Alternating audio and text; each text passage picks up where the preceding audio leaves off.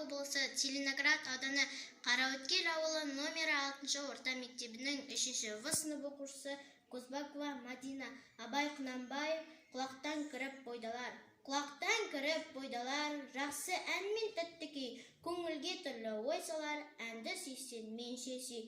Дүние ойдан шығады, өзімді өзім ұмытып, көңілім әнді ұғады, жүрегім бойды жылытып. Аңсаған шөлде су тапса, бас қоймай ма бастауға, біреу түртсе ия қақса, бой тоқтамас жасқауға. Бір күйгізіп, сүйгізіп, ескі өмірді тіргізер, өмір тонын кигізіп, жоқты барқып жүргізер. Есіткендей болады, құлағы ескі сыбырды, ескі ойға көңілім толады, тірілтіп өткен құрғырды.